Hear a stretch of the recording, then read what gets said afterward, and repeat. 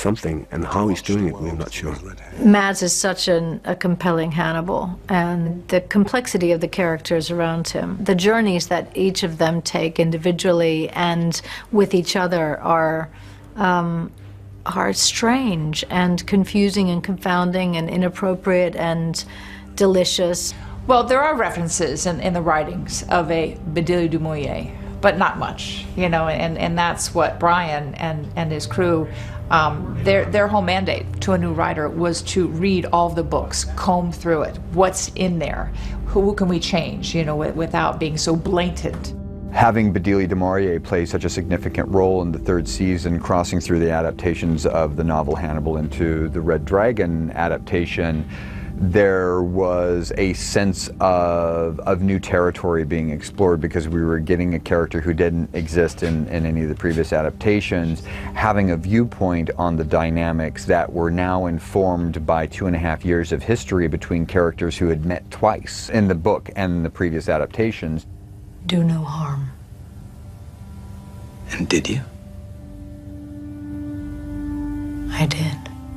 We didn't need to repeat the stuff we'd already used, and there was a lot of stuff there in the book that had never been done justice before that we got to spend a lot of time with. So it was really a matter of following our own threads through the storyline and seeing which ones that we needed to continue weaving into the tapestry and which ones we needed to snip off and tell the story closer in accordance with how it's told in the book. We'd left ourselves a bunch of great Easter eggs to go find.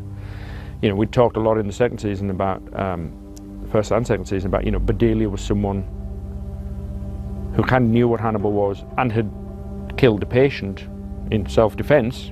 There's something wrong with Dr. Lecter. Did you feel this way before he ended the doctor-patient relationship? Well, that's why he ended it.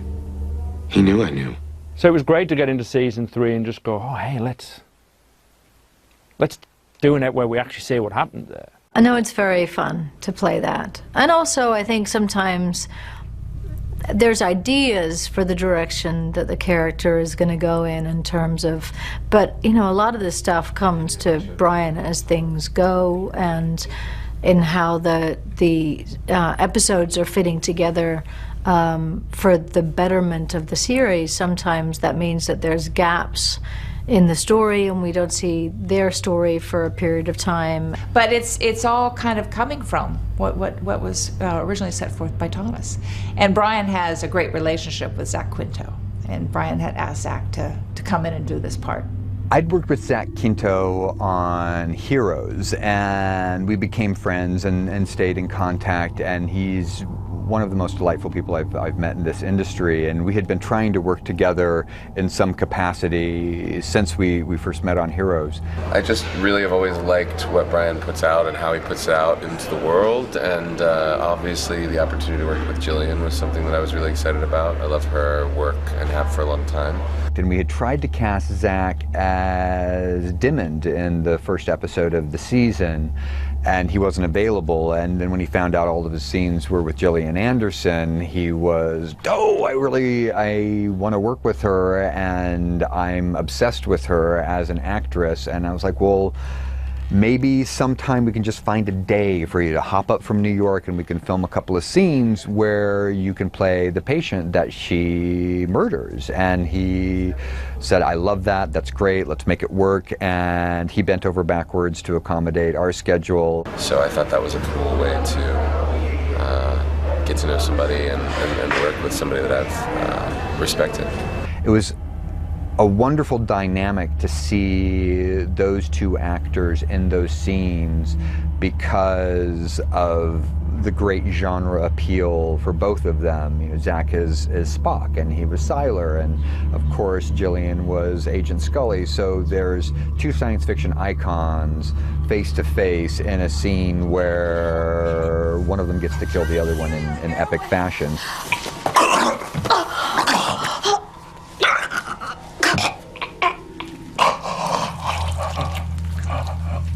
Yeah, I mean, I guess there's overlap if you consider our trajectories. I imagine I don't know what Gillian would say, but I feel like for me, there's like, you know, the bond of the theater is what we connected over today. She did a really, which I sadly didn't get to see, an amazing production of Streetcar Named Desire in London, and I did The Glass Menagerie last year, so we have Tennessee Williams in common. I feel like that probably bonds us a little bit more than our science fiction background somehow. So it was a dream come true just for me as a science fiction fan and a member of the audience. So I was thrilled that we were able to pull that off. And I was also so impressed with the authenticity that Zach brought to a role that was essentially 4 pages of character and nothing more, yet he created such a world with this man and such sympathy for him that it is a testament to his skill as an actor.